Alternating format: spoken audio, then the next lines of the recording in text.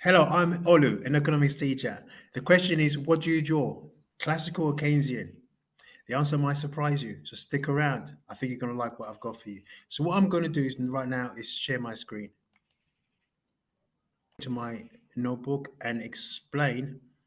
In most cases, you're faced with a question. It is right, and I'm an economics teacher, and I've said the same thing. It doesn't matter what you draw, Keynesian or classical. However, in some certain situations, it does matter. And the best students will shine when they pick the right diagram to draw in particular situations. I'll give you a great example. There's every possibility we might have what you call stagflation in the economy. What is stagflation? Stagflation is characterized by rising inflation. So inflation has risen, falling output, but rising unemployment. So just remember that. So let's go to the Keynesian diagram, okay? And let's see whether we can use the Keynesian diagram and really make sense. And remember, we have to have rising inflation. We have to have falling output, and you want to show rising unemployment. If you have a scenario, a case study where there's stagflation, and you want to show yourself as a top student, you really need to pick the right diagram to draw. Okay, so let's go to the Keynesian model. Now I'll put myself up here. Okay, remember, if you remember the Keynesian model, in order to show inflation, you're going to have to be near the LRAS. In other words, you're going to have to be running out of spare capacity. Okay, so you need to be quite close to the LRAS. Okay, so let's do it. So in order to show inflation, you're literally going to have to be somewhere here, somewhere here. You're going to have to be somewhere here to show high inflation. You're going to have to be somewhere around here. You're going to have to be somewhere here. Problem is, you're supposed to carry it, but if you look at it closely, you have full employment. You literally have full employment. But stagflation is characterized by high unemployment, but you are virtually at full employment. So it's not really making sense. Yes, the examiner might still give you marks, but you're not showing yourself as an exceptional student because you're not really applying it.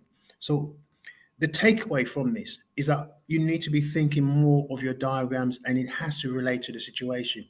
Stagflation means high inflation, okay, which is fine with this one, but also high unemployment and low output. This shows very high output and it shows high unemployment. So it doesn't really work. It doesn't really work. As an examiner, I'll be looking for top students who can actually use the right diagram. Let's try the classical diagram. So if you go to the classical diagram, okay, I think this is a much better option. And the reason why, and I'll show you why I think it's a much better option, okay? Now, let's get the points. The first point here, AD, has shifted to AD1, okay, which creates inflation. So let's mark the first one. Let's say the first AD, it's at 2%. That's the state of the economy. And then there's inflation, okay? And if you think about it, you have a situation where you've had COVID. Now, suddenly people have an opportunity to go out and they're spending and spending and spending. But the government might take away it's going to take away the furlough scheme. So again, that might create unemployment.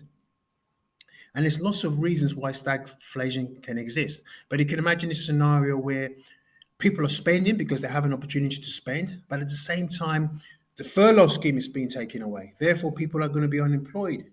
So there's so many things happening that it can potentially create stagflation. But let's see whether we can show it on a classical diagram. Okay, so AD shifted to AD1. Now, remember high inflation. So we can show that at maybe 5% or even more than that. Low output. Now let's see, the AD initially was at Y, then AD shifted to AD1. Okay, output has increased. However, output is still low because if you look at full employment, let's draw the line for full employment. So you know where the economy is at. So say this is the LRS. Look at the gap. Look at the negative output gap. Okay. So remember, you have high unemployment. In this case, you can show high unemployment between Y1 and LRS. There's high unemployment.